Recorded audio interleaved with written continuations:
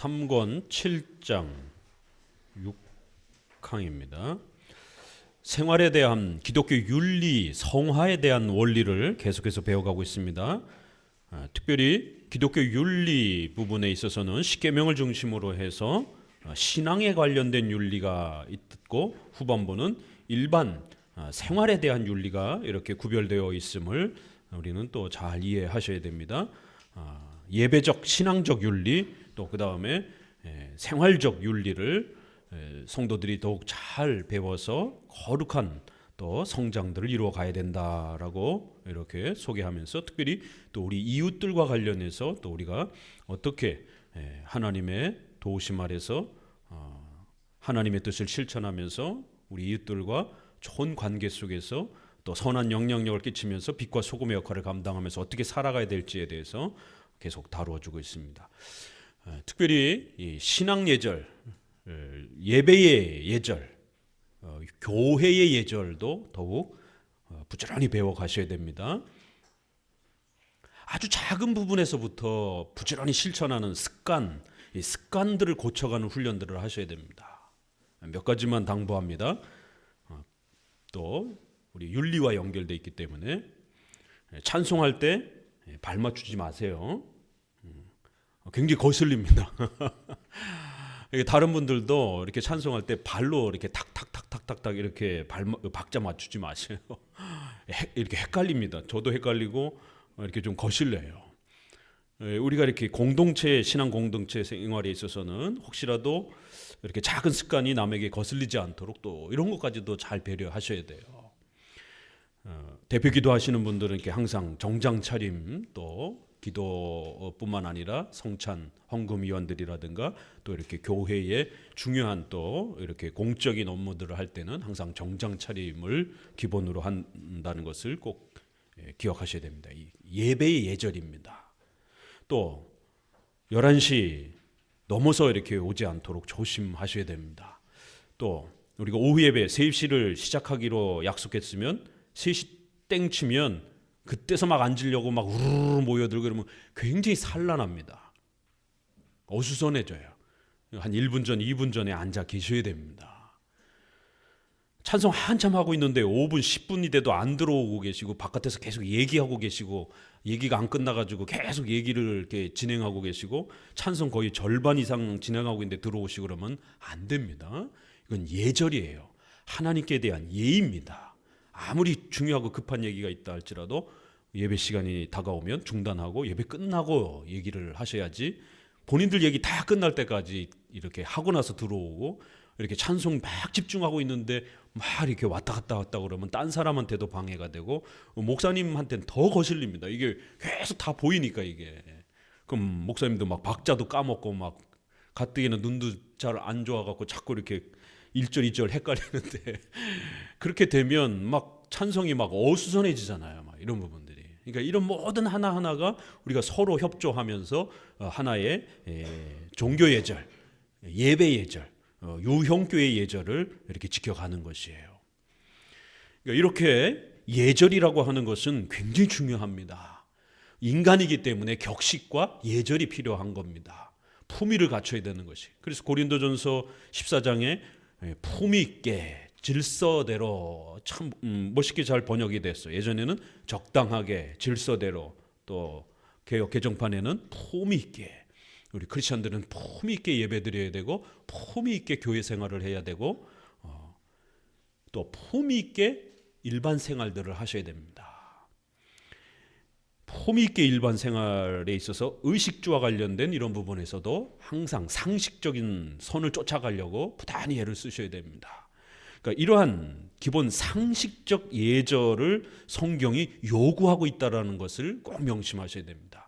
그러한 보편 상식이 십계명을 통해서 우리 크리스찬들에게는 도덕법, 율법의 형태로 명령되고 있고, 또 불신자들의 마음속에는 그 율법이 양심법 형태로 그들의 마음에 심겨져서 최소한 인간이라면 의식주와 관련된 결혼식, 장례식, 또 어떤 취임식, 또 직장, 국가 이런 모든 부분에 적어도 그 사회가 요구하는 상식적이고 합리적인 그러한 우리가 이걸 이제 선거철 다가오니까 국민 눈높이라 이런 표현으로 하잖아요.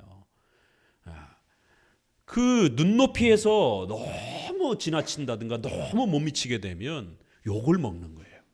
본인은 아무리 대단한 것처럼 말을 할지라도 보편적 정서를 넘어서게 되면 욕을 먹는 겁니다. 그렇기 때문에 적어도 우리 크리스천들이 이신칭의도 중요하지만 반드시 그 열매로 따라와야 되는 이 성화의 원리에 있어서 이렇게 종교 예절과 생활 예절이 우리 안에 습관화되도록, 이거는 우리가 착하다고 해서 구원받는 건 아닙니다. 그러나 반드시 신자들은 이제 그러한 삶을 살기로 다짐하고 결단하고 부지런히 노력하는 그러한 또 연습들이 경건의 연습을 하라라고 이렇게 디모데서에 있는 것처럼 부단히 연습을 하셔야 됩니다. 계속 옛날의 습관대로 머물러 있으면 안 됩니다. 특별히 조심해야 되는 생활윤리 부분에서는 우리 한국적 문화 때문에 더더욱 좀 조심해야 되는 부분이 있습니다. 이거는 좀 신속히 고치도록 노력하고 애쓰셔야 돼요. 가장 많이 좀 부각이 되는 거예요. 첫 번째, 구계명과 관련된 그런 부분인데, 거짓말 이렇게 하지 않도록 매사에 좀 조심하셔야 됩니다. 가정에서도 부부지간에도 거짓말이, 이게 한국 사람들은 이게 습관화되어 있어요. 왜 그러냐면 유교 문화 때문에, 또 상명 하복의 이런 군대 문화 때문에 이게 무서우니까 어린아이들이 어려서부터 거짓말하는 거예요. 이 핑계대고 이렇게 그때를 모면하려고 하는 거예요. 이렇게 서양처럼 뭐 이렇게 부모가 자식 얘기 들어보고 뭐 정황을 따져보고 뭐 이러지 않습니다. 한국 부모들은 딱 그냥 보는 그 내용만 보고 그냥 막 언성이 높아지고 이렇게 고함을 지르고, 이러한 유교 문화 때문에 그래요. 이게 군대 문화적인 이러한 부분 때문에. 그러니까 아이들이 어려서부터 살아남기 위해서는 거짓말을 하는 거예요. 체면 문화. 이래서 한국 사람들은 이 거짓말 부분이 굉장히 약합니다. 일단은 거짓말하고 이제 다른 방법을 취하려고 하는 거예요. 크리스천들은 될 수 있으면 열심히 정직함에 대한 부분들을 세워가려고 직장이나 가정이나 교회에서 열심히 정직함에 대한 부분들을 노력하셔야 됩니다. 이것만 잘해도요, 크리스찬의 삶이 세상 사람들의 이러한 그 삶 속에서 확 눈에 띕니다. 왜요? 보편적으로 사람들이 거짓말 너무 많이 하기 때문에 조금만 안 해도 금방 눈에 띈단 말이에요. 그 다음에는 뒤에서 욕하는 뒷담화, 육계명과 관련도 되겠죠.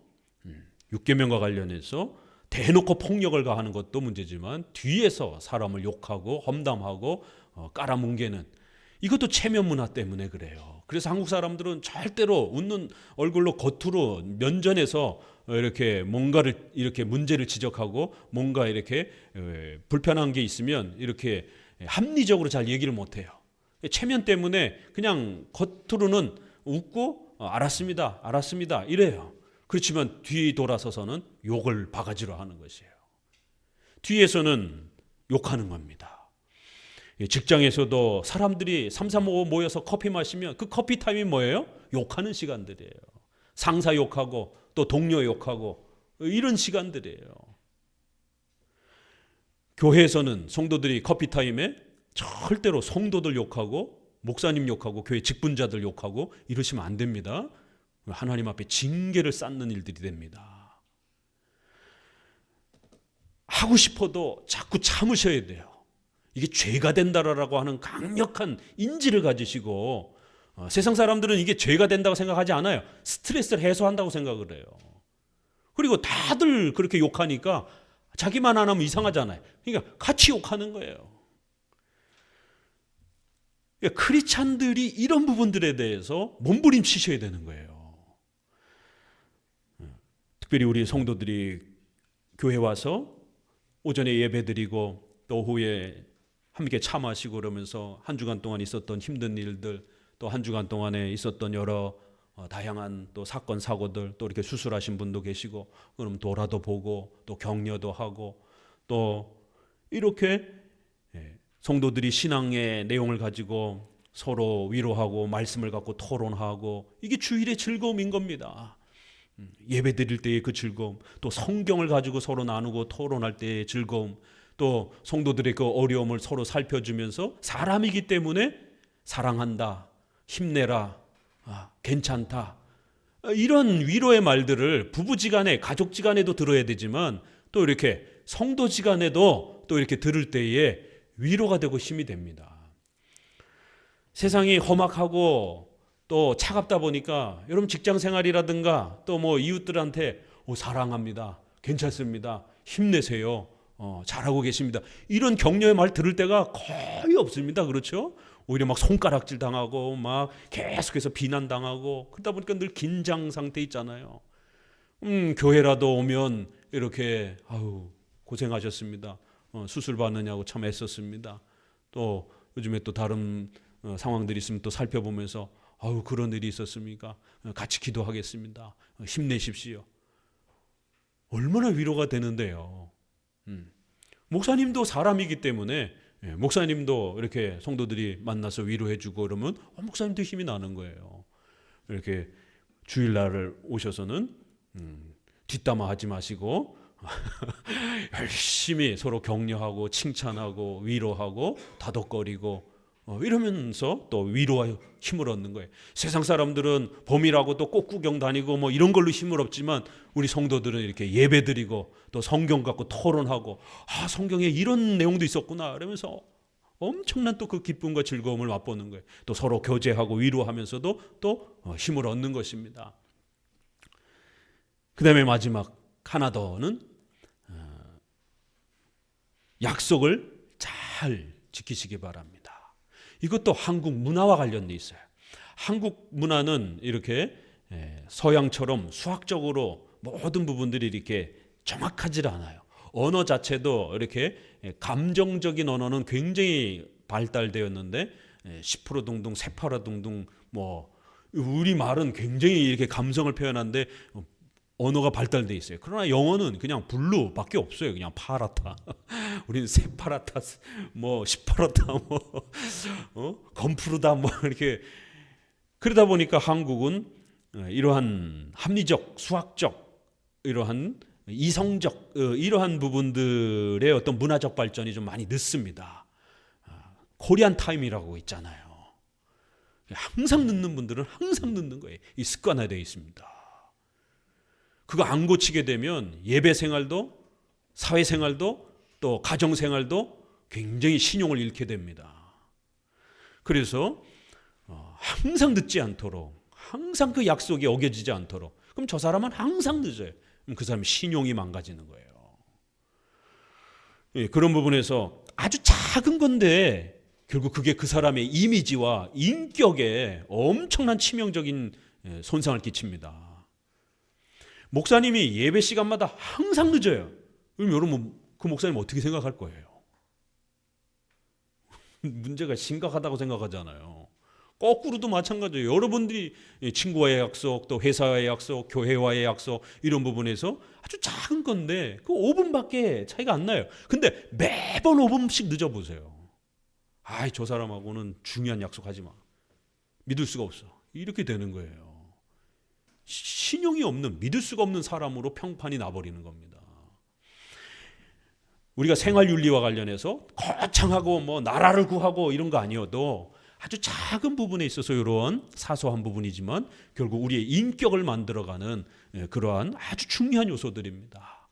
그래서 이렇게 우리가 7장, 8장 또 9장에 가서는 우리가 의식주의 이런 생활 수단들을 어떻게 사용해야 되는지에 대해서 구체적으로 또 언급이 됩니다. 앞부분에서 이제 원리적인 부분들이 이제 이렇게 소개가 되고 있는 것이에요.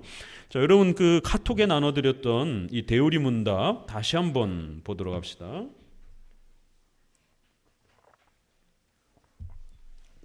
이제 십계명이 이 성화의 아주 중요한 근본적 규범이기 때문에 대우리 문답 99문에서 이 8가지 원칙으로 십계명을 분석하고 잘 이해해야 우리가 바르게 또 십계명을 우리의 삶에 적용할 수 있다라고 하는 우리 선조들이 십계명을 어떻게 해석해 왔는지에 대한 이 8가지 원칙을 꼭 기억하셔야 됩니다. 첫 번째 같이 읽습니다.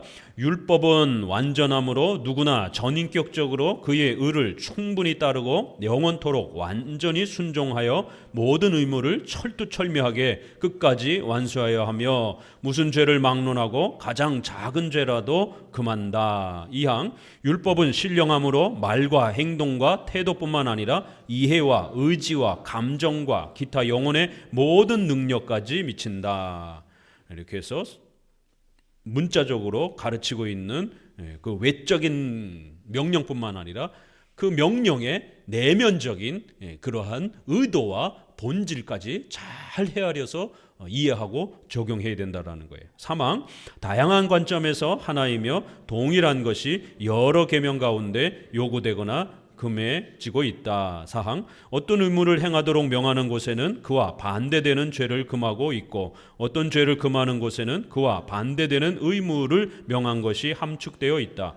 그러므로 어떤 약속이 덧붙여져 있으면 거기에는 그와 반대되는 경고가 포함되어 있으며 어떤 경고가 덧붙여진 곳에는 그와 반대되는 약속이 포함되어 있다. 이렇게 해서 4항도 문자에 명령이 있으면 OX를 잘 살피고 O를 명령하고 있으면 X도 함께 포함된다라는 거예요. 살인하지 말라 그러면 열심히 사랑하고 이웃을 구제하고 도와주는 이 명령도 항상 함께 포함되는 명령이라는 겁니다. 또 O에 대한 명령, 안식일을 거룩하게 지키라라는 이런 긍정적 명령도 그렇고 부정적 명령도 그렇고 그 반대 내용도 다 포함이 되는 거라는 겁니다. 또 3항에서는 하나가 여러 이렇게 계명들에 적용이 되어지고 또 여러 계명들이 또 다양한 계명 속에 또 스며들어가기도 하는 종합적이고 복합적인 유기적인 10개의 계명이 서로 짝을 이루면서 그렇게 서로에게 영향을 주면서 유기적으로 돌아가야 된다는 거예요. 하나만 생각하셔서는 안 된다는 거예요. 십계명은 거짓말하지 말라 그것만 생각하지 말고 우리가 항상 또 의사라든가 또 군인이라든가 또 경찰이라든가 이렇게 범인을 잡으면서 항상 정직하게 범인을 잡을 수가 없잖아요. 항상 어떨 때는 또 이렇게 범인을 속여야 되고 또 이러한 함정을 또 이렇게 준비해둬야 되고 이런 여러 가지 그 직업의 특수성이 있단 말이에요. 그래서 때로는 이렇게 하나의 계명이 10계명에 영향을 끼치기도 하고 또 여러 계명들이 하나의 계명으로 또 이렇게 모아질 수도 있고 서로 유기적 관계 속에서 10개의 계명이 조화를 이루면서 항상 그렇게 살펴야 된다는 겁니다. 5항 하나님이 금하신 것은 언제라도 해서는 안 되며 하나님이 명하신 것은 언제나 우리의 의무이다. 하지만 모든 특수한 의무는 언제나 행해야 하는 것은 아니다. 이렇게 구약의 의식법과 재판법과 관련된 부분들은 항상 행하는 게 아니에요. 그거는 구약에만 명령된 임시적 법이었습니다. 또 십계명의 원칙적인 그러한 명령들은 분명히 지켜야 됩니다. 그러나 주일 성수와 같은 명령도 앞서 말한 것처럼 의사라든가 군인이라든가 경찰들은 주일날 예배드릴 수 없는 또 3교대 근무로 항상 근무지를 지켜야 되는 이러한 특수성이 있다라는 것이죠. 그러면 또 배려해야 된다라는 거예요. 십계명은 원칙이 있고 배려가 있다라는 거예요. 그래서 이 배려를 잘 사용해야 된다라는 겁니다. 배려가 없으면 극단적 율법주의가 됩니다. 엄격주의가 됩니다. 그러나 배려를 너무 남발하게 되면 핑계거리가 되고 결국 세속주의가 됩니다. 주일날 이렇게 또 못 올 수 있는 그런 형편의 재난, 질병 또 이런 부분이 있어서 주일날 예배를 참석할 수 없는 급박한 상황이 개인적으로도 또 배려되는 거예요. 또 그럴 때는 이제 우리는 최근에 또 온라인 예배의 시스템이 또 발전이 되었기 때문에 그렇게 온라인 형태로도 예배 드릴 수 있습니다. 가능해요. 그러나 온라인 예배를 아무 때나 그렇게 막 남용하면 안 됩니다. 귀찮아서 그냥 오늘 이번 주는 그냥 온라인으로 예배드려야 되겠다 이러시면 안 되는 겁니다. 그렇게 되면 그건 핑계거리가 되고 결국 남용이 돼버리는 거예요. 이제 이런 부분들을 하나님이 배려해 주신 것을 절대로 남용하면 안 된다라는 거예요. 그러나 배려는 또 분명히 해줘야 된다라는 겁니다. 6항 한 가지 죄나 의무 아래 같은 종류의 죄를 모두 금하거나 같은 종류의 의무를 모두 명령한다. 거기에는 그 모든 원인, 수단, 기회, 모양 및 그것들을 이루는 자극도 모두 포함한다. 그 십계명은 10가지 간단합니다. 그러나 이 십계명은 얼마나 놀라운 거냐면 우리 인간의 내면과 우리의 생각 또 우리의 행동 이 모든 것들을 관장한다라는 것이에요. 그래서 십계명이 뭔가를 명령하고 뭔가를 금지할 때는 그 십계명의 의도 또 그 모든 그 죄를 범하게 되는 원인들, 수단들, 기회들, 모양 이 부분까지 확대 적용되는 거예요. 그래서 십계명은 요약이 되고 축약이 되어 있는 거예요. 줄여져 있어요. 그럼 반대로 이거를 풀어낼 수가 있어야 돼요. 그래서 여러분들이 십계명을 부지런히 이렇게 실타래를 풀듯이 이렇게 확장해서 여러분의 삶 속에 의식주의 삶 속에 그거를 다양하게 적용할 수 있는 안목을 길러야 됩니다. 살인하지 말라라는 간단한 계명이지만 여기에서 뒤에서 험담하지 말아라. SNS라든가 이런 데서 과격하게 토론하지 말아라. 또 육두문자, 쌍욕 이런 거 하시면 안 됩니다. 개엑섹스 무슨 이렇게 욕하시면 안 돼요. 크리스찬은 절대로 욕하면 안 됩니다. 마태복음에 이웃을 향하여 나가라, 미친놈, 바보라고 욕한다라면 지옥불에 떨어진다라고 왜 이런 경고를 쉽게 생각합니까? 물론 그 얘기는 욕 한 번 했다고 해서 다시 칭의가 취소되고 지옥에 떨어지는 건 아니에요. 그러나 엄중한 책망을 받을 수 있다는 겁니다. 성화적 책망은 받을 수 있다는 거예요. 하나님 앞에 회초리 맞을 수 있다는 겁니다. 그러니까 이런 부분에 대해서 확장하는 거예요. 어마어마하게 확장이 됩니다. 이게 그거를 연습을 안 해봤기 때문에 십계명을 배워보지는 못했기 때문에 십계명대로 살아보질 않았기 때문에 연습해보지 않았기 때문에 십계명의 이 위대한 맛을 모르는 것이에요. 그래서 이렇게 확장하는 법. 십계명은 줄어져 있어요. 확 농축해놨어요. 엑기스처럼. 그래서 이거를 자꾸 신구약 성경을 읽으면서 구약을 보세요. 그 신뢰가 얼마나 많은가. 또 신약을 보세요. 그거를 자세히 풀어서 설명하는 그런 부분들이 얼마나 많은가. 그래서 성경을 열심히 읽고 또 우리 개혁주의 안에서의 이러한 다양한 또 교리사와 또 이러한 또 목사님의 또 권면과 또 가르침들을 교회법 아래에서 함께 훈련해 가면서 이걸 확대 적용하는 훈련을 부지런히 하시라는 거예요. 그래서 만약에 명령, 긍정적인 명령을 하고 있으면 그 긍정적인 그런 명령을 하는 것에 대한 부정도 마찬가지지만 긍정 명령도 마찬가지예요. 내 부모를 공경하라. 그러면 그 공경하라라고 하는 범위에 무엇이 들어가는가? 그 원인, 수단, 기회, 모양 이런 것까지 다 들어가는 거예요. 1년 12달이 돼도 명절날만 그냥 삐쭉 그냥 인사드리고 이러시면 안 되고 자주 부모님 이렇게 좀 전화도 하고 또 찾아도 뵙고 또 한국 사회이기 때문에 또 명절뿐만 아니라 이렇게 생신이라든가 또 이렇게 중요한 또 우리의 이런 또 행사들이 있잖아요. 그러면 그런 부분들도 잘 챙기고 이런 부분들을 하셔야 된다라는 겁니다. 부모를 사랑한다라고 해놓고는 맨날 입으로만 사랑해. 아무것도 안 해. 그 성경이 책망하잖아요. 고르반하고 하나님 앞에 헌금 다 드려가지고 돈이 없습니다. 부모님 사랑합니다. 사랑합니다. 사랑합니다. 없어요. 아무것도 없어요. 그 다음에 그러면 안 된다라는 거죠. 사랑합니다도 해야 되지만 또 이제 자신의 경제적 형편이 또 나이가 성장해 가면서 또 부모님은 노쇠해 가잖아요. 그러면 용돈도 좀 드리고 이렇게 부모님 하룻밤 사이에 안녕 이런 우리 속담이 있단 말이에요. 연세 드신 분들은 하룻밤 사이에 또 건강이 나빠지고 그러기 때문에 적어도 40대, 50대에 이제 속해 있는 분들은 부모님의 연세가 70대, 80세로 넘어가시는 이제 그런 연배에 계시면 부지런히 이렇게 돌아보셔야 돼요. 나중에 후회하지 말고 그때 돌아가시기 전에 사랑한다라고 한 번만이라도 더 말할까. 드라마만 너무 많이 보지 마시고 평상시에 이렇게 잘 살펴보시기 바랍니다. 십계명은 그렇게 확장이 되는 거예요. 여기서 이제 윤리에 대한 이야기가 나왔으니까 이제 올해부터는 목사님도 이제는 좀 우리 성도들을 훈련시키는 차원에서 좀 해야 되겠어요. 뭘 해야 되느냐? 사랑합니다가 아니고 목사님 생일 이런 좀 그 기념은 올해부터는 좀 하고 싶어요. 원래 목사님이 안 하고 싶어서 안 한 게 아니라 성도가 없었기 때문에 안 한 겁니다. 최소한 목사님을 존경하고 사랑합니다. 그리고는 아무것도 없어요. 그러면 안 된다라는 것이죠.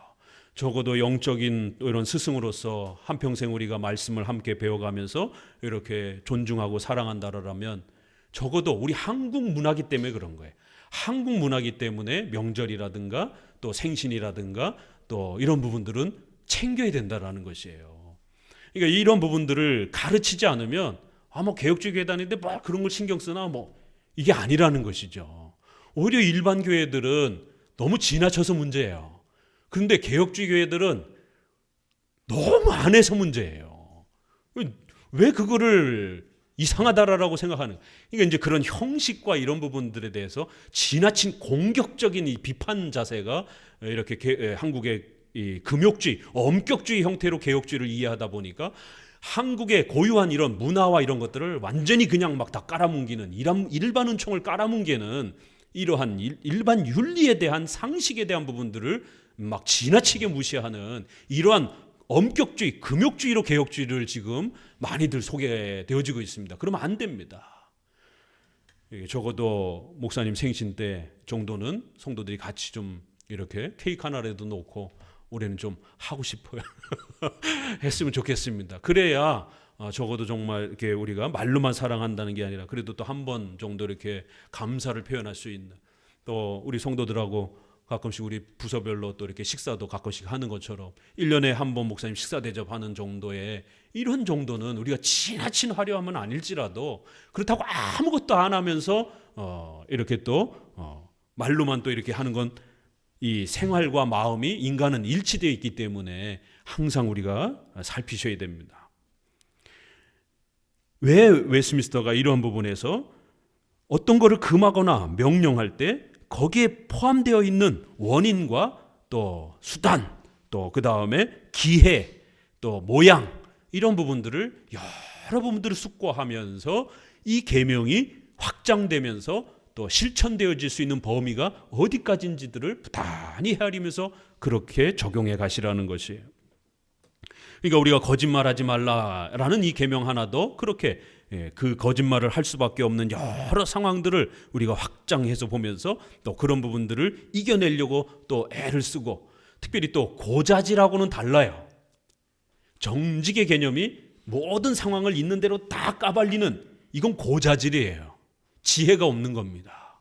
그래서 의사가 환자를 돌보면서 분명히 위험함도 있죠. 그러나 또 치료될 수도 있는 상황 확률이 있을 수 있는 거예요. 그럼 의사 입장에서는 나을 수 있다라고 용기를 주고 또 환자가 치료를 할 수 있도록 북돋는 겁니다. 당신은 죽을 확률이 88%고 살 확률이 22%입니다. 이럴 수는 없잖아요. 살 수 있습니다. 최선을 다해 봅시다. 이렇게 이런 부분에 대해서 이거는 거짓말이 아니라 어느 부분을 더 드러낼 것인가에 대한 이제 그런 지혜로움의 문제예요. 우리가 성경에 아주 독특한 부분이 있잖아요. 사울이 결국 자꾸만 실수하고 하나님 앞에 책망받으니까 결국 하나님께서 다윗에게 기름 부으려고 사무엘 선지자를 다윗에게 보냅니다. 그럴 때에 항상 사울과 함께 궁정에 있었는데 사무엘이 안 보이게 되면 대번 사울이 의심할 것 아니겠어요? 분명히 기름 부으러 새로운 왕을 세우려고 이제 예언해 주려고 가려고 하는 건데 만약 그게 발각이 나게 되면 사무엘 죽는 것이에요. 하나님 어떻게 해야 되죠? 그러니까 하나님이 배려해 주는 거예요. 제사 드리러 간다라고 그래라. 하나님이 거짓말한 겁니까? 아니죠. 제사도, 왜냐하면 가정 제사들이 있었기 때문에 구약에는 제사도 드리면서 겸하여 또 새로운 왕에 대한 기름 부음을 또 함께 해주는 거예요. 그렇지만 이쪽 사실은 드러내지 않는 것이에요. 왜요? 악한 적 때문에, 사무엘의 생명을 보호해주기 위해서. 모세의 이혼 증서 같은 경우도 그런 거예요. 하나님은 이혼을 원치 않아요. 그러나 여성이 피해를 당하고 남성으로부터 폭력적인 그런 이렇게 버림을 받다시피 이렇게 여성이 위험을 당하게 되면 차라리 합법적으로 이혼 증서를 써서 재혼하면서 여성의 생명과 또 아이의 자녀들의 생명이 보존될 수 있도록 피해 대책을 배려해 주시는 겁니다. 참 하나님이 얼마나 기가 막히게 우리의 연약함을 배려해 주시는지. 그러면서도 하나님의 뜻에 십계명의 원칙은 또 지켜가라라고 하는, 그러나 피치 못할 상황, 어쩔 수 없는 또 그런 상황이 부딪혔을 때에는 배려가 가능하다라는 것이에요. 이런 아주 기가 막힌 하나님의 돌보심의 방식이 십계명에 적용되어 있고, 이거를 여러분이 여러분의 삶 속에 실천하게 되면 실제로 이것이 인간을 살리는 법이기 때문에 여러분의 부부관계가 좋아집니다. 자녀들하고의 관계가 좋아져요. 세상 방식대로 오로지 성공만을 바라보고 쫓아가게 되면 부모 자식 관계가 다 망가집니다. 그런데 이렇게 부부의 또 가정의 원칙은 지키는 거예요. 그러면서도 또 아이의 어떤 특수한 경우를 배려해주고, 이런 부분들이 절묘하게 가정에서, 직장에서 이렇게 펼쳐지게 되면 관계가 좋아지게 되고, 여러분이 또 하는 모든 그러한 사업 부분에서도 사람들, 주변 사람들로부터 또 신용과 또 신뢰를 얻게 됩니다.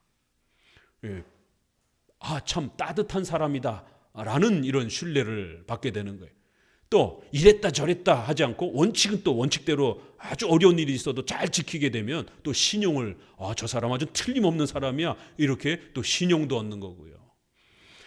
자, 이런 부분들이 아주 놀랍게 이렇게 소개되는 겁니다. 7번째 읽습니다. 우리의 지위를 따라 우리에게 금하거나 명령된 일이라면 다른 사람들도 그 지위와 의무에 따라서 이를 피하거나 행하도록 도와줄 의무가 우리에게 있다.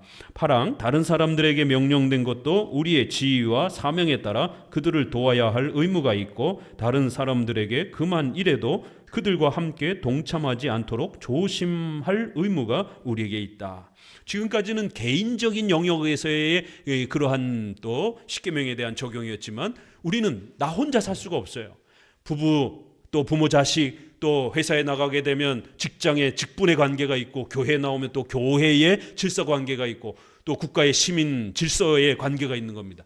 그렇기 때문에 반드시 자기가 속해 있는 각각의 그러한 가정, 교회, 직장, 사회 속에서 각각의 그 직분의 영역과 질서에 따라 윗사람이라면 반드시 아랫사람도 함께 지켜갈 수 있도록 그 방향을 끌고 가야 되고, 혹시라도 또 아랫사람이라면 또 윗사람의 또 역할과 아랫사람의 역할을 구별해야 되고, 분명히 어떤 문제가 있다 할지라도 또 직분상 자기에게 주어진 어떤 역할이 아니라면 좀 더 기다리기도 해야 되고, 이러한 다양한 복합적인 고민들이 있어야 된다는 겁니다.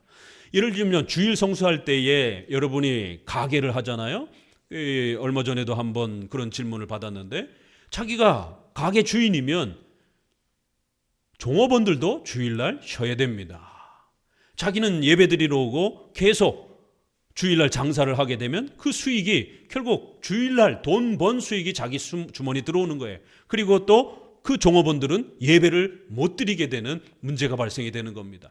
그래서 십계명의 4번째 계명에서는 뭐라 그래요? 윗사람 남자에게, 가장에게 명령하고 있는 거예요. 집안 사람들을 쉬게 하라라고, 노비도 쉬게 하고 가축들도 쉬게 하라라고 이렇게 명령을 하는 겁니다. 그래서 자기는 쉬면서 아랫사람들은 이렇게 또 일을 하게 만들면 안 된다라는 것이에요. 이게 잘못한 편법이 되는 거예요, 이게. 그래서 이제 십계명과 관련해서 이렇게 자신의 직분과 관련해서, 또 아랫사람일 때도 마찬가지예요. 남편이 뭔가 아내가 남편의 이러한 부분에 뭔가를 이렇게 못마땅해서 뭔가 이렇게 고치고 싶은데, 가장의 질서로서 하나님이 남편에게 그 권위를 주셨습니다. 그런데 아내가 그거를 막 침범해가지고 막 그냥 넘나들게 되면 이건 또 다른 문제가 발생이 되는 것이, 남편이 조금 실수했다 할지라도 그 가장으로서의 자존심과 또 그 권위가 손상되지 않는 범위 내에서 좀 기다려야 되는 거예요. 뭐 남편이 실수할 때마다 그때마다 막 윽박 지르고 막 그냥 넘어서서 뭔가를 아빠가 이렇게 해보자라고 아이들에게 했는데 엄마가 막 그 순간순간 막 그 의견을 다 깔아뭉개고 그렇게 하면 안 돼, 이렇게 해야 돼. 여기에서 이제 부부 사이가 깨지는 거예요. 왜 우리 부부는 이렇게 사이가 나빠졌죠? 목사님 도대체 어디서 문제가 생긴 거죠? 이런 사소한 데서부터 생기는 겁니다. 십계명의 이 기본 원칙을 안 지키면서 서로의 마음에 상처를 받는 거예요. 그럼 아이들 입장에서는 아빠 말은 완전히 묵살이 되는 겁니다. 직장에서도 마찬가지예요. 내 상사가 해야 될 일이 있고 아랫사람이 해야 될 일이 있는 거예요. 국가 정치와 관련된 이런 저항권과 관련해서도 국회의원과 시장과 이 국가 위정자들이 법과 힘을 가지고 뭔가를 해야 될 때가 있어요. 그러나 일반 시민으로서는 함부로 공권력을 가지고 뭔가를 개혁할 수가 없어요. 그럴 때는 기다려야 됩니다. 그럴 때는 시민으로서 저항운동 정도만 하면 되는 거예요. 열심히 이렇게 피켓을 들고 또 어떤 서명운동을 하고 이런 정도의 저항운동을 해야지 몽둥이를 들고 청와대라든가 광화문이라든가 횃불을 들고 이러면 안 된다라는 겁니다. 각 직분에 따라서 십계명을 적용할 수 있는 대상과 책임이 다르다라는 것이에요. 이런 부분들을 질서를 이해를 못하게 되면 선동이 되고 결국 폭력적인 그러한 이러한 일들이 발생이 되는 것입니다. 십계명은 이렇게 놀라운 겁니다. 명령돼 있다고 해서 모든 사람에게 그 명령이 적용되지 않는다라는 거예요. 아이들은 배려하면서 대상에서 제외시킬 수 있는 겁니다. 왜냐하면 아이들은 돈 벌 수 없잖아요. 그럼 8계명이 적용이 아직은 안 되는 거예요. 그렇죠? 그렇게 적용되는 겁니다. 그래서 종합적으로 살피시고 이거를 4가지로 또 줄였어요. 그래서 항상 문자적 원리 OX를 그 내면적인 것 또 형식적인 것 이런 거 잘 살피면서 문자적으로 OX를 살피라는 것. 해라 그러면 하면 되고 하지 말라 그럼 절대로 하시면 안 되는 거예요. 두 번째, 십계명은 10개이기 때문에 그 10개를 항상 유기적으로 종합적으로 생각하셔야 돼요. 하나, 2개만 생각하지 마시고 어떤 선택을 하시려면 혹시라도 내가 이 계명은 잘 지키지만 혹시라도 다른 계명에 위배되지 않는가? 이렇게 항상 골고루 살펴보셔야 되는 겁니다. 세 번째, 우선적 원칙과 배려적 원칙을 해야 된다는 거예요. 차선적 원리, 우선적 원리라고 하는 앞서는 것과 또 어쩔 수 없이 못 지키는 이렇게 둘 중에 하나를 선택해야 된다라면 이렇게 우선적인 것을 선택하고 차선의 부분들을 배려해 주는 겁니다. 마지막에는 양심적 법칙. 십계명에 문자적으로 나와 있지 않는 부분들은 일반 은총을 사용해서 일반 계시를 사용해서 우리가 상식적으로 합리적으로 판단하는 거예요. 그리고 이제 특별히 지금 이 7장 후반부에서는 이런 합리적이고 상식적인 부분들을 어떻게 판단해 가는지에 대해서 이웃의 덕스러움과 이웃과의 좋은 사랑의 관계를 바라보면서 하면 된다라는 거예요. 이게 성경에는 사랑으로 해라, 덕스럽게 해라 이런 표현으로 많이 나옵니다. 자, 그러면 칼빈은 이거를 덕스럽게 하라는 말이 어떤 뜻인지를 대략 3가지로 판단해 줬습니다. 상식이라는 것도 지금은 동성애를 인정하는 게 상식이 돼 버렸잖아요. 그렇게 우리의 문화는 일반 상식은 자칫 잘못하면 죄의 이러한 또 폭발함으로 인해 가지고 죄를 갖다가 상식이라고 또 이렇게 인정하는 또 그런 사회적 혼란도 있을 수 있다라는 것이에요. 그럴 때는 그게 그 사회의 아무리 보편적인 상식이라 할지라도 절대로 받아들여서는 안 되는 겁니다. 적어도 잠깐 그 사회에서 좋아하는 게 아니라 오래된 관습 100년, 200년, 수천 년 동안 내려오면서 그 나라의 하나의 이렇게 전통과 관습으로 세워져 있는 문화들은 존중하라는 것입니다. 한국은 절을 하는 것이에요. 서양은 악수를 합니다. 그러면 한국 사회에서는 절을 해야 되는 거예요. 어른을 뵙게 되면. 그러니까 이러한 전통과 문화를 존중하는 겁니다. 한국 사회는 서양처럼 남녀의 이러한 교제와 커뮤니티 인사를 아주 밀접하게 할 수가 없습니다. 한국은 유교 문화이기 때문에. 성경에서는 입맞춤하라 이런 표현까지 있어요. 성경이 분명히 있지만 따라해서는 안 됩니다.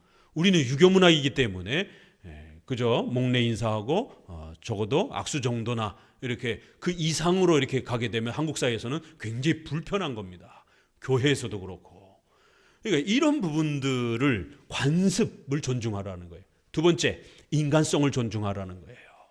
아이나 노약자라든가 환자라든가 이런 인간성을 우리가 가져야 된다라는 겁니다. 인간을 사랑하는 그러한 인간성이 있어야 된다는 거예요. 세 번째, 의견이 서로 아주 강하게 충돌이 될 때는 중간 정도로 서로 합의하라는 것이에요. 양쪽 반반씩 포기하고 중간 정도로 결정하면 그게 가장 상식적인 것이다라는 겁니다.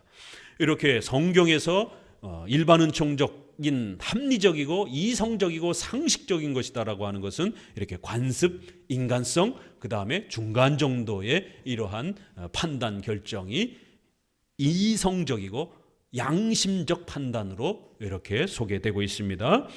여러분의 일상생활에서 항상 이 십계명과 일반 은총의 이러한 부분들을 고려하면서 판단하시게 되면 크게 문제가 되지 않고 하나님의 뜻을 잘 판단할 수 있어요. 결국 성도들이 일상생활에서 하나님의 뜻을 잘못 판단하고 그로 인해서 엄청난 징계와 또 어려움을 겪는 이유들은 바로 이 십계명과 일반 은총을 잘 조화를 하지 못하는 데서 발생이 되는 겁니다. 우리는 절대로 환상이나 직통계시를 통해서 하나님의 뜻을 분별하는 게 아닙니다. 자, 본문으로 들어갑니다. 6항. 이웃에 대한 사랑은 사람의 종류에 좌우되지 않고 하나님만을 우러러본다. 제목만으로도 충분히 이렇게 소화해낼 수 있어요. 그렇게 크게 어려운 내용이 아닙니다. 그뿐 아니라 선을 행하다가 곧 낙심하는 것은 피할 수 없는 일이지만 이것을 막기 위해서 우리는 마땅히 바울이 말한 다른 생각을 첨가해야 된다. 고린도전서 13장. 사랑은 오래 참고 성내지 아니하고 싸우지 아니하고 여기 어디 방언하고 여기 은사 체험하라라는 이런 내용이 있습니까? 오히려 이 14장에서는 방언을 다루고 있지만 13장에서는 훨씬 더 중요한 의미로 사랑, 인격적인 윤리를 실천하라라고, 성내지 말라라라고, 화내지 말고 참고 인내하라라고, 그게 성령의 큰 열매다라라고 오히려 이렇게 강조하는 것이에요. 그래서 우리 성도들이 우리 이웃들과 좋은 관계 속에서 최선을 다해서 살아가라는 것이, 우리가 시편 31편, 32편 우리 이웃들이 우리를 얼마나 핍박하는지, 신앙이라는 이유 때문에 얼마나 짓밟는지 참 그 가사 하나가 절절하잖아요. 신앙 때문에 핍박을 받을 때가 있습니다. 그러나 그렇지 않은 이런 일반 윤리와 관련해서는 우리가 이웃들에게 많이 양보하고 신앙의 본질이 아니라면 얼마든지 가족들하고 이웃들에게 또 많이 참고 인내해야 된다는 거예요. 위에서 6째 줄부터 읽어봅니다. 그러나 이 점에서 성경은 최선의 방법으로 우리를 돕는다. 성경에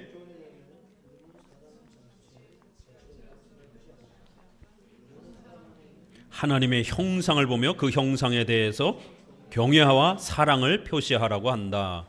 이제 우리가 성화와 관련해서 우리 이웃들과 관련된 이 윤리를 실천하면서 일반 은총을 적용할 때는 항상 우리 마음속에 그 사람에 대한 평가가 제일 힘들어요. 돈 있고 권세 있고 이런 사람들한테는 가서 잘 참아요. 화가 나도 잘 참아요. 내 인사권을 쥐고 있고 내 월급을 쥐고 있고 이런 사람한테는 아주 잘 참습니다. 그렇죠? 그렇지만 나보다 약한 사람들, 힘이 없는 사람들, 사회적 이런 약자들을 향해서는 한국 사람들이 동남아 여행 가가지고 오죽하면 막 필리핀 같은 데서도 한국 사람, 중국 사람 출입 금지 이런 팻말이 붙는다고 그러잖아요. 왜냐하면 이제 한국 사람도 이제 못 살다가 이제 그 부요함들을 누리면서 이렇게 해외 여행을 다니기 시작했고 80년대 90년대 넘어가면서, 그리고 중국 사람들도 거의 비슷해요. 그러다 보니까 이게 막 아랫 사람들을, 우리보다 못 사는 사람들을 노예 부리듯 하는 거예요. 우리도 얼마 전까지 몇십 년 전에 노예처럼 그렇게 살던 가난한 시절이 있었던 거예요. 근데 이제 부자가 돼 보니까 밑에 있는 사람들을 막 깔보는 거예요. 그냥 막 반말로 그냥 막 하고 막 소리 지르고 막. 그러니까 이제 이 동남아 쪽에 아직 경제가 발달되지 못한 이러한 사람들이 돈 때문에 어쩔 수 없이 서비스를 하지만 뒤에서 아주 일을 가는 거예요. 저 못된 중국 사람들, 저 아주 거친 저 한국 사람들. 그러니까 사람에 따라서 우리의 인격적 판단이 바뀌면 안 된다라는 겁니다. 근데 인간의 본능이에요. 그게 죄악된 본능이죠. 자기보다 힘이 센 사람들한테는 아주 잘 참고 자기보다 힘이 약한 사람들한테는 절대 못 참죠. 아주 그렇게 하면 안 된다라는 거예요. 모든 사람들에게 있어서 하나님의 형상이 있다라는 것. 아무리 연약하고 가난하고 또 장애인으로 태어났다 할지라도 각 사람은 사람으로 태어난 이상 하나님의 형상을 지닌 그런 존재들이라고 하는 이 가치, 창조주 하나님에 대한 이 가치 아래에서 사람을 봐야 된다라는 거예요. 그래서 때로는 권세와 힘을 가지고 있다 할지라도 반기독교적이고 반인륜적이라면 오히려 강하게 저항하면서 책망할 수도 있어야 되는 거고, 오히려 연약하고 힘이 없는 사람들을 또 위해서 또 도움을 베풀 수 있는 이러한 신자가 되어야 된다는 겁니다. 왜냐하면 각 사람들은 다 하나님의 형상을 지닌 소중한 하나님의 창조물들이기 때문에 그렇다라는 거예요. 그 사람이 마음에 안 들어도 하나님이 창조한 하나님의 형상이 담긴 인간이라는 것을 생각하라는 것이, 하나님 때문에 참으라는 거예요. 그러니까 한마디로 맨 아랫줄, 그러므로 우리가 도움을 받을 필요가 있는 사람을 만날 때 그가 어떤 사람이든 간에 우리에게는 그를 돕지 않을 이유가 없는 것이다. 그래야 이사야 58장 7절에도 보게 되면 주께서는 우리 자신의 고륙을 멸시하지 말라라고 하셨다. 가령 그가 비루하고 무가치하다고 하자, 그러나 높으신 주께서는 낮은 그에게 자기의 아름다운 형상을 그렇게 주셨다라는 것이에요. 쭉 내려오셔서 밑에서 넷째 줄 읽어봅니다. 어려운 일일 뿐만 아니라 인간의 본성에 전혀 반대되는 일이다. 이런 일을 할 수 있으려면 확실히 한 가지 길밖에 없다. 우리에 대한 다른 사람들의 악의를 생각하지 않고 그들 안에 있는 하나님의 형상을 주시하는 것을 잊지 않는 것, 이것이 그 길이다. 하나님의 형상은 그들의 죄를 말소하며 삭제할 뿐 아니라 그 아름다움과 위엄으로 우리의 마음을 끌어 그들을 사랑하며 껴안게 만든다. 그러니까 이제 어떨 때는 정말 우리 사회생활 하다 보면 소위 꼬장을 부리는, 아주 우리를 괴롭히는 그런 아주 못되고 얄미운 사람들이 있어요. 어딜 가나 꼭 그런 사람들이 직장이나 이웃에 꼭 있습니다. 그래도 참으라는 거예요. 베드로서에 있는 것처럼 하나님을 생각하고 참으면 복되고 아름답다라는 거예요. 섭리를 생각하면서 참고. 왜요? 그런 사람이 여러분 곁에 그렇게 우연히 다가왔겠습니까? 하나님이 허락하셨으니까 아주 그런 못된 사람이 여러분 곁에 다가오는 거예요. 어떤 이유 때문에 하나님이 허락하시는 겁니다. 또 하나님의 형상을 지닌 창조물이라는 거예요. 이러한 섭리와 창조 신앙을 생각하면서 참으면 우리 인간의 악한 본성을 억누르면서 참을 수 있게 된다라는 겁니다. 7항, 보이는 사랑만으로는 부족하고 중요한 것은 의항이다. 우리가 아까 8개의 조항에서 되오리문답, 의항, 내적인 의도, 이러한 또 여러 가지 원인, 기회, 수단, 이게 전부 포함된다 그랬죠. 둘째 줄부터 읽어봅니다. 그런데 사랑의 의무를 다 실행하고 하나도 빠뜨린 것이 없다 하더라도 그것만으로는 완전히 수행했다고 할 수 없으며 진정으로 사랑하는 마음으로 하는 사람이라야만 그것을 수행했다고 할 수 있다. 외면적으로는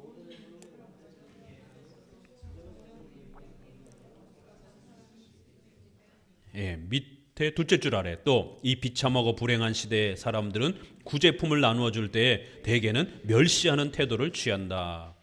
이렇게 같은 구제 기부를 할지라도 이렇게 막 깔보면서 동냥하듯이 이렇게 줄 수도 있다라는 거예요. 그렇게 하면 안 된다라는 겁니다. 계속 이교도들 사이에서도 이런 흉악한 짓이 허용하지 않았을 것이다. 그리스도인에게 요구되는 것은 명랑한 얼굴이나 다정한 말로 유쾌하게 의무를 다하는 것뿐만 아니라 그 이상의 것이 있어야 한다. 우선 그들은 자기도 도울 필요가 있다고 보는 사람의 처지에 자기를 두고 그의 불행을 자기가 당하며 견디는 것 같이 동정해야 한다. 이렇게 함으로써 자비와 인자의 정에 이끌려 자신을 돕는 것 같이 남을 돕게 되어야 한다. 둘째 줄 아래 그뿐 아니라 곤란한 형제에게 도움을 줄 때에 그를 멸시하거나 자기에게 빚을 진 노예같이 만들지 않을 것이다. 그래서 우리가 이렇게 뭔가를 도와줄 때도 상대방이 아주 비참함을 느끼는 그런 방식으로 주지 않도록 조심하셔야 되는 겁니다. 왜냐하면 받는 사람들은 자칫 잘못하면 자존심이 상처가 날 수 있기 때문에 더욱 그 상대방의 아픈 마음을 헤아려 가면서 이렇게 우리가 구제를 하거나 또 기부를 할 때도 그런 배려가 있어야 된다는 것이, 적어도 성경은 이렇게까지 우리에게 이웃을 배려하고 사랑하면서 일반 생활 윤리를 고려해야 된다라고 명령하고 있습니다. 자, 파랑, 우리와 하나님과의 관계에서 자기 부정의 원칙. 파랑, 하나님께 대한 자기 부정은 그의 뜻에 대한 헌신이다. 십계명을 기본 원칙으로 삼으면서 실천해 가라라는 것이에요. 두 번째 단락, 첫 번째 줄 읽습니다. 우선 우리가 현세 생활에서 평안과 평온을 얻으려면 우리 자신과 우리의 모든 소유를 주의 뜻에 맡기며 우리 마음의 소원을 그에게 일임해서 길들이며 복종시키도록 하라고 성경은 권고한다. 성화와 기독교 윤리는 종교 윤리든지 생활 윤리든지 우선적으로는 십계명이 하나님의 뜻이 원칙인 거예요. 그 원칙에 다가서려고 노력하고 복종하려고 항상 애를 쓰고 힘을 쓰시라는 것입니다. 그러면 하나님의 도우심이 여러분에게 펼쳐진다라는 겁니다. 밑에서 넷째 줄 쭉 내려오셔서 이런 함정에 빠지지 않기 위해서 경건한 사람들이 취할 길이 하나 있다. 첫째로 주께서 주시는 복을 받지 않고서는 어떤 다른 방법으로 번영하겠다는 욕망이나 희망이나 계획을 가지지 않아야 한다. 우리가 8계명 돈을 버는 것과 관련해서도 또 이렇게 보다 보면 참 이 불법적으로 돈 벌 기회가 참 많이 생겨요. 살다 보면. 왜냐하면 세상 사람들이 악하기 때문에 자꾸 그렇게 다가옵니다. 이번만 한 번만 눈 감아줘. 그러면 내가 2배, 3배로 이렇게 뭔가 보상을 할게. 어떻게 됩니까, 여러분? 불법적인 방법으로 2배를 벌어가지고 목사님 제가 이만큼 벌었어요. 그래서 11조를 2배로 하면 이게 지금 한국교회에서는 허용이 돼버려요. 그렇게 돈 버는 걸 또 목회자는 또 하나님 복 받았다라고 또 축복을 하고, 그렇게 하면 안 됩니다. 성도가 어떤 과정을 거쳐서 돈을 버는지도 살펴줘야 되는 겁니다. 설교해줘야 되는 거예요. 결과만 좋으면 안 됩니다. 우리 기독교는 반드시 과정과 수단과 방법이 옳은지를 따져야 돼요. 세상 사람들 그거 안 따집니다. 어떻게 해서든지 수단과 방법을 가리지 않고 돈을 벌면 된다고 그러는 거예요. 보세요. 수단과 방법을 가리지 않고. 그러나 오늘 대요리문답에서 뭐라 그래요? 수단과 기회와 방법이 올바라야 된다라는 거예요.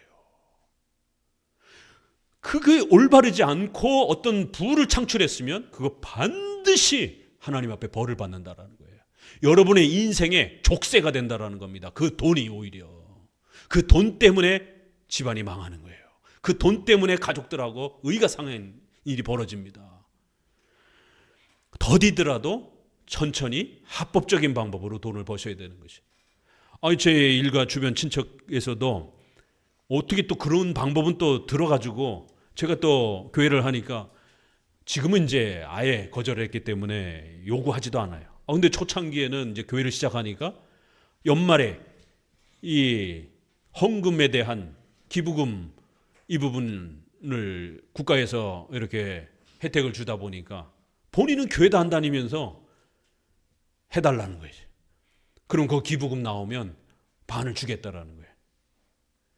그렇게 해서라도 또 수익을 보고 싶은 거예요. 다른 사람 동료들은 다 그 기부금 이런 걸 가지고 이렇게 연말 정산할 때 이렇게 혜택을 보니까 아까운 거예요. 그 어떻게 또 친척 중에 사촌 중에 목회자가 있으니까 부탁을 하는 거예요. 거짓적으로 끊어달라고. 어떻게 했겠어요? 개척교회 때 돈 한 푼이 아쉬운데 연봉이 상당해요. 그거 끊어주면 그때 초창기 당시에 한 달 30만 원, 50만 원 목회자 그때 사례비가 그럴 때였으니까 3배, 4배 가까이 돈을 줄 수 있는 상황입니다. 받을 수 있겠어요? 못 받겠어요? 못 받죠. 근데 한국 교회 엄청 받습니다. 불교도 엄청 받습니다. 그래서 선거철이라든가 이런 데 다가오면 이 기부금 종교 부분에서 행해지는 거 이거 조사해야 된다. 시민사회단체에서 재정 문제에 대해서 자꾸 이렇게 국가에서 들여다봐야 된다라고 이렇게 하는 것처럼 이 기부금 부분과 관련해서 거짓 떼어주는 거 좀 들여다보자라고 자꾸 이런 이제 반기독교적 정서에 있는 분들이 자꾸 이제 그런 선거 전략으로 막 내놓기도 하는 거예요. 너무 많기 때문에. 이런 십계명의 가치를 가르치지 않다 보니까 그런 거예요. 교회가 먼저 거짓을 가르치고 선동해 가고 있는 거예요. 여러분의 삶 속에서도 불법적인 방법으로 돈을 벌 수 있는, 성공할 수 있는 이런 기회가 왔을 때 아예 눈을 감아야 됩니다. 그 내 거 아니다라고 아주 과감하게 포기하셔야 돼요. 잘짓 하와처럼 눈짓이라도 주면 안 돼요. 보암직도 하고 먹음직도 하고 좋은 열매 이렇게 생각하시면 큰일 납니다. 아예 쳐다를 보지 마셔야 돼요. 이건 내 거 아니다라고 생각하셔야 돼요. 그 독사과가 될 수 있습니다. 먹으면 죽는 거예요. 그냥 포기하셔야 돼요. 주께서 주시는 복을 받지 않고는 어떤 방법으로라도 번영하겠다는 욕망이나 희망을 아예 싹을 자르라는 것이에요.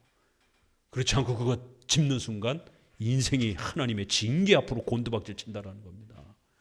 212페이지로 넘어가서 위에서 6째 줄 정도 읽어봅니다. 주의 복이 전혀 없어도 우리는 어느 정도의 영광과 재산을 얻을 수 있다. 사악한 자가 굉장한 재산과 영예를 쌓아 올리는 것을 우리는 매일 본다. 그러나 하나님의 저주를 받은 사람은 티끌만한 행복도 맛보지 못한다.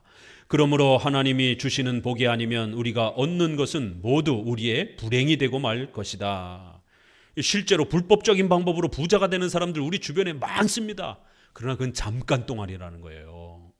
언젠가는 반드시 그 집안에 불행이 닥친다라는 겁니다. 부러워하지 말라라는 겁니다. 자, 9항 하나님이 주시는 복만을 의지하라. 그렇기 때문에 십계명대로 성공하시라는 것이, 십계명대로 가는 게 조금 더딜 수는 있어요. 그러나 그게 진짜 제대로 하나님의 은혜와 복을 누리는 방식입니다. 같이 읽습니다. 그러므로 일이 잘 되며 좋은 결과가 나타나려면 그것을 위한 모든 수단은 하나님이 내려주시는 복만을 토대로 삼아야 한다. 이 복이 없으면 각종 불행과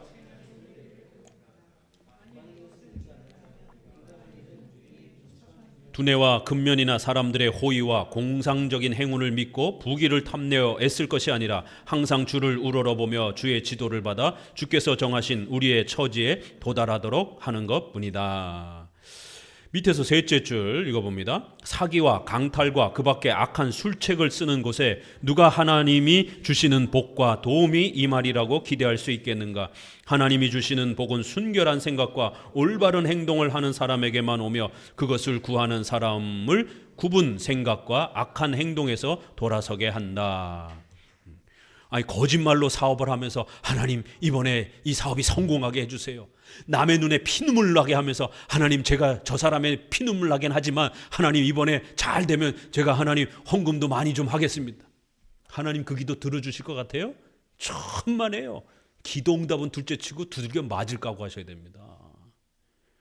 이런 식의 이 거짓된 이 방법으로 수단으로 돈을 벌려고 하는 이러한 형태가 한국교회에 얼마나 많이 퍼져 있냐라는 거예요. 십계명을 가르치지 않으니까 이런 일이 벌어집니다.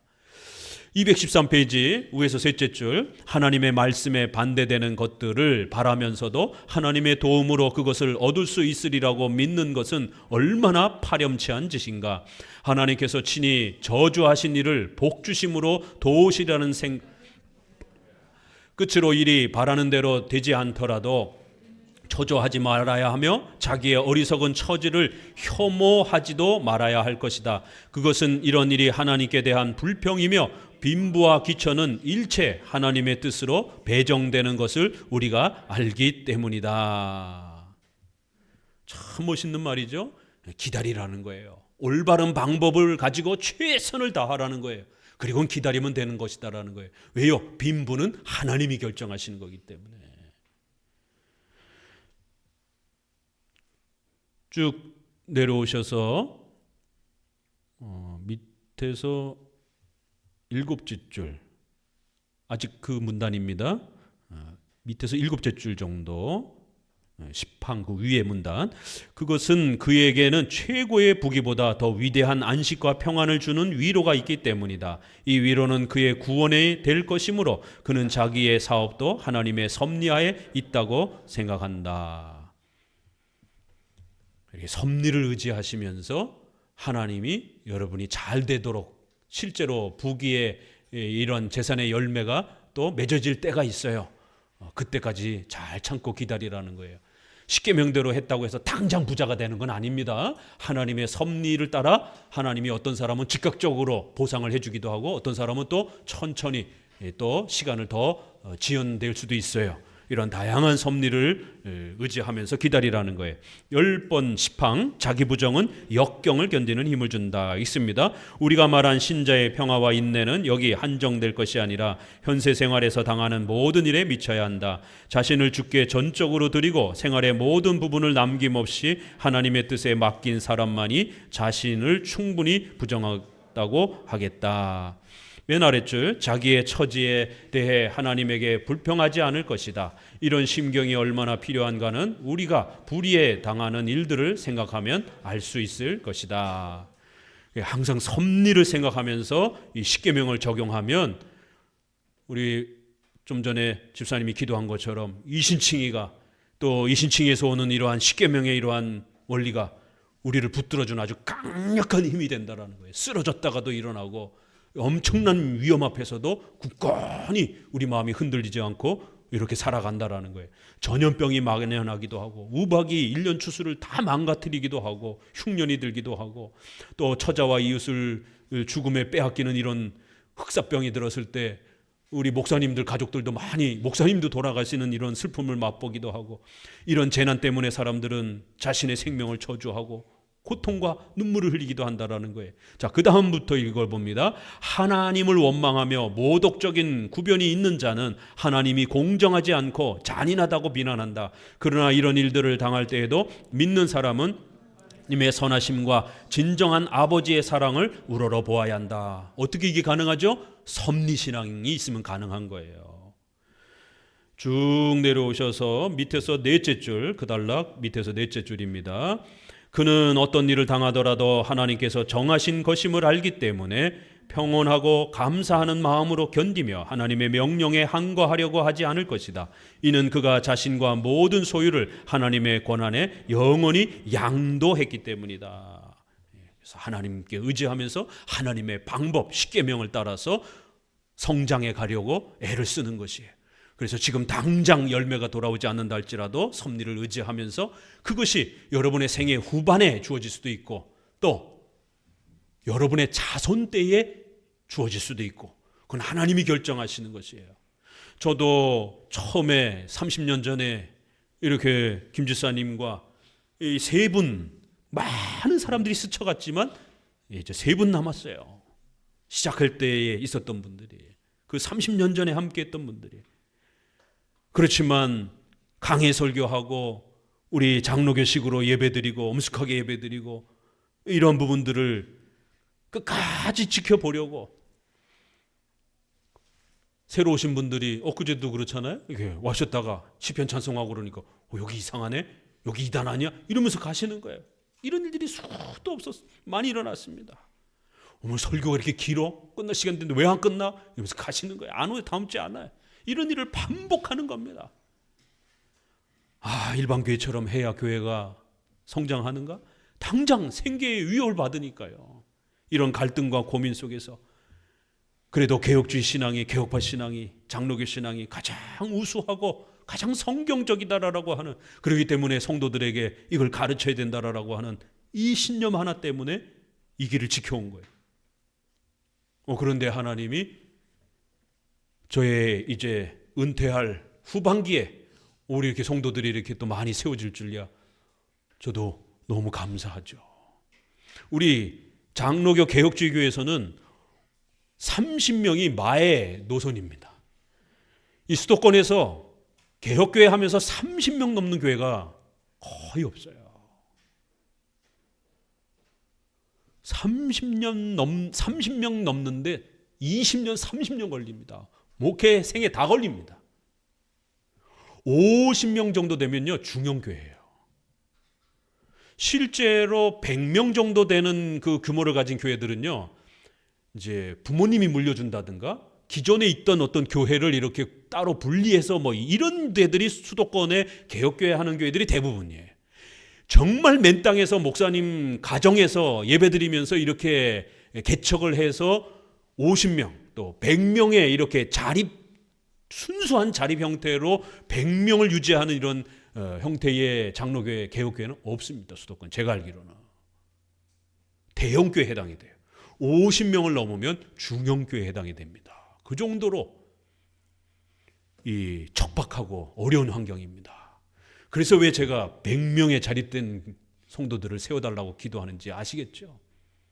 그 정도 되면 전도사도 세울 수가 있고 우리가 좀 재정을 따로 분리해서 또 후학들을 키우고 또 여러 가지 사업도 할 수가 있고 또 중요한 것은 여러 또 행사들을 통해서 이 중요한 세미나들 또 이렇게 좋은 교수님들도 좀 모셔가지고 이렇게 계속해서 장로교가 왜 중요한지에 대해서 이렇게 장로교적 세미나를 우리 교회가 주체가 되어서 할 수 있나. 그럼 교수님들 오시려면 최소한 몇십만 원이라도 드리려면 한 2분, 3분만 모시려고 해도 돈 100만 원, 강사비만 돈 100만 원 들어갑니다. 그럼 또 거기에 제반 또 여러 가지 비용하면 최소 한 200~300은 가지고 있어야 아주 작게라도 뭐 행사를 하게 되는 것이에요. 이런 부분에서 할 수 있으려면 적어도 이렇게 한 100명 정도는 돼야 이렇게 외부적 사업을 할 수가 있어요. 50명 정도 되면 그냥 저냥 알콩달콩 이렇게 그냥 살아갈 수 있어요. 개인 교회의 자립은 돼요. 그러나 다른 일을 할 수가 없어요. 전도사 한 명도 세울 수가 없어요. 한 100명은 되어야 적어도 우리 다음 세대를 준비하면서 뭔가를 이렇게 우리 장로교 개혁주의 신앙을 남길 수 있는 그런 어떤 사업들을 좀 할 수가 있다는 겁니다. 같이 기도해 주셔야 돼요. 그래서 저희가 이렇게 50명이 넘는 이제 이러한 규모를 갖춰가면 수도권에서는 중형교회에 해당이 됩니다. 하나님이 저희 목회 후반에 이런 열매를 주실 줄 저도 정말 감사하고 감격해하는 것이죠. 그때는 먼 미래에 정말 내가 은퇴할 때 그냥 이 교회가 그냥 없어지는 거 아닌가? 후학이 없어서 이런 걱정과 두려움을 갖고 그 시절을 보낸 거예요. 지금도 인터넷에 개혁교회 하시는 분들 패친들이 이렇게 돼 있으면 가끔씩 그런 얘기들이 올라와요. 과연 이 세월을 언제까지 반복해야 되는가? 목사님 가정하고 2가정밖에 없는 거예요. 이게 끝도 없는 다람쥐 쳇바퀴 돌듯 반복된다. 10년을 했는데도 똑같다. 그러니까 앞으로 20년, 30년을 해도 똑같지 않을까? 이제 우리 후배들이 고민을 하는 것이죠. 그래서 많은 목회자들이 일반 교회로 돌아가 버리는 거예요. 목사님들을 위해서 기도해 주셔야 됩니다. 이렇게 잘 지키니까 또 20년 뒤에, 30년 뒤에 이렇게 열매가 맺어질 수도 있는 거예요. 근데 30년, 20년 전에 다 포기를 하는 거예요. 목사님 개인적인 이러한 또 생애처럼 여러분들도 여러분의 생애 속에서 합법적인 수단으로 십계명을 따라서 열심히 최선을 다하면 그게 여러분의 생애의 후반부에 열매가 맺어질 수도 있고 여러분 자식에게 그 열매를 하나님이 주실 수도 있는 방법은 다양하게 하나님이 보상해 주실 수 있다는 거예요. 당장 내일 주어지지 않는다라고 해서 이 십계명의 방법이 이거 못 따라 하겠네? 에이 집어 던지고 이러면 안 된다라는 겁니다. 자, 마지막 절 읽으면서 마무리합니다. 맨 아랫줄, 그와 반대로 경건 생활의 입장은 선악간, 운명을 정하고 지배하는 것은 하나님의 손뿐이라고 믿는다. 그리고 하나님의 손은 무책임한 힘으로 경솔하게 움직이는 것이 아니라 우리들에게 행복과 불행을 가장 정연하고 공정하게 배정하신다고 믿는다. 이거 다 섭리에 대한 표현이에요. 이게 이렇게 우리가 기본 교리를 알면 칼빈이 이게 어떤 말을 하는지가 읽혀집니다. 오늘 7장 이렇게 생활과 관련된 중요한 원칙론들을 소개했습니다. 8장, 9장 이제 2장 남았습니다. 기도합니다.